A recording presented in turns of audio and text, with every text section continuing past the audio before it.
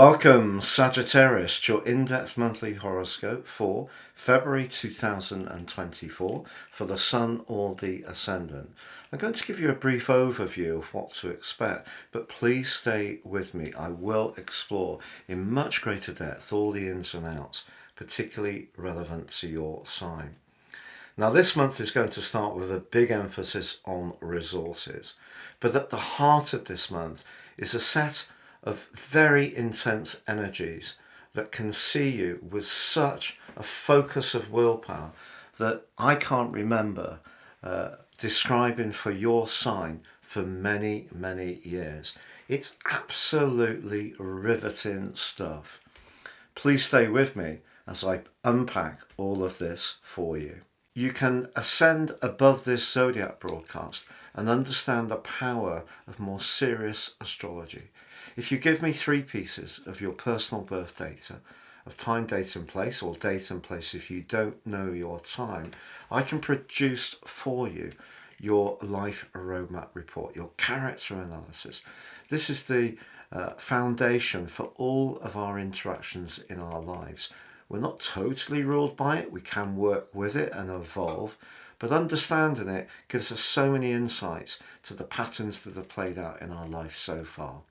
Also, you can get your 12-month forecast based on the moving planets in the sky and how they interact with your unique blueprint.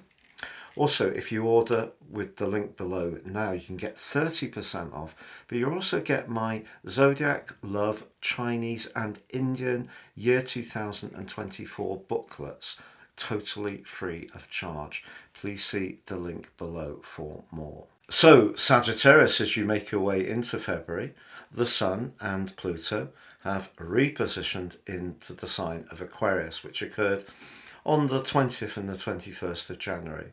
So you're starting to get used to the power that they can bring to your situation. But with Mercury, Venus and Mars all in the sign of Capricorn, that's very much about your everyday resources, your sense of self-worth, your appreciation of good food and good wine, home cooking, but also trying to balance the books. But Venus in the second house can be fortunate for sure. And it did, of course, Venus go through that rather extended journey from the 29th of December in your sign, where it was getting caught up with the more disruptive energies of Saturn and Neptune. So as you start this month, I think you should hopefully be starting to see some shoots of positivity around your income, or just making the most of your resources in a really effective way.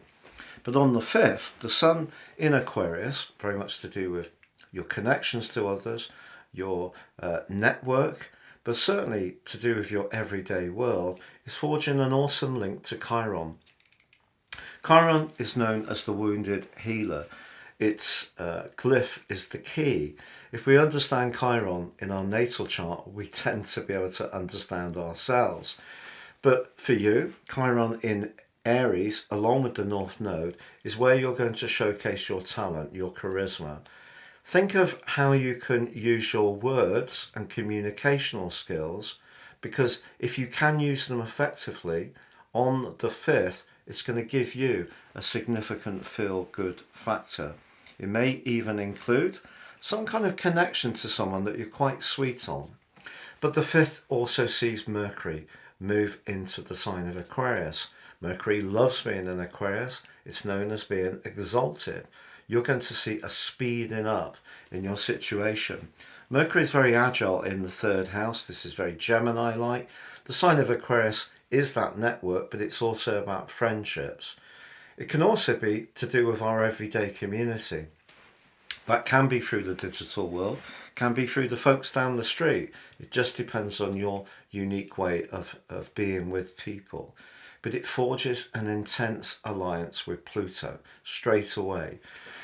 Pluto here is going to see you say something or hear something that is really important. And it may be that there's going to be a conversation that could be so important that it changes your whole outlook. It could even start to impact on your overall world view. because by the 9th we have a new moon. The sun and the moon together in Aquarius in your third house give you an extra desire to embrace some excitement and some freshness and variety in your life, to use your sense of humour in a quick-witted way. But they do square up with Uranus, so there could be some stress around this part of the month. But by the 13th, it's Mars that's applying to Pluto. Now, if you're somebody who enjoys any kind of endurance, whether it's playing computer games and wanting to come out at the winner, or you are somebody who likes to get out on a bike and beat your best time, or you like to run or go to the gym, you're really going to have a lot of drive about you right at the heart of this month. But if you've also been thinking for some while you want a new mode of transport, whether it is a bicycle, whether it is an electric scooter, very third house, or it is a new vehicle, then Mars's desire energy and Pluto's desire energy combined will give you yearning to get that change that you want. But also this combination can see you wanting to express your ideas with a lot of conviction. If someone encounters you that you don't agree with, there could be quite the discussion. Now, of course, Valentine's Day is at the heart of this month. If you are in a long-term relationship, going somewhere completely different could be a very good thing to do, because the stimulation that it provides can be just what you and your partner wants. If you are single but would like to meet someone, an internet dating site seems to be or app seems to be a good mix with this particular combination. But Venus moves from your second house into your third on the 16th, joining up with Mars and also with Pluto. What a combination. If there is somebody you want to woo, you really are going to have an aura about you that's going to be hard to ignore. But equally, if you're attracted to a particular role, you want to write a presentation or an application, the way you come across can have such a lot of self-belief, but no little charm within that determination. The 16th to the 18th, however, could see you quite wired up. And even the new moon suggests that you can't do everything you want this month. So it is going to be important to prioritize the things that are essential and not try to overburden yourself with too much. But certainly in the second half of this month, there can be some fabulous conversations as Venus and Mars are within 3 degrees of one another. On the 19th, however, we do see a little bit of a change of gear. The Sun moves into your 4th house. It's joined by Mercury on the 23rd. And there's also a full moon on the 24th in the sign opposite of Pisces. That's asking you to perhaps think about how your emotional and home life is informing some of your career and business and worldly interactions. But Saturn's very close, only 4.5 degrees away from the Sun on that full moon and the opposition with the moon. And then in the last 5 days of this month, connects to the Sun closely, exact on the 28th, but also in the last 3 days, Saturn applies to Mercury. So this month starts off with you having a great appreciation of financial strands. It moves into a period where the expression of ideas and connecting with people in a buzzy but powerful way can see some massive developments in your situation. But it ends the month with you perhaps seeking more than anything else a desire for a sense of security about where you live.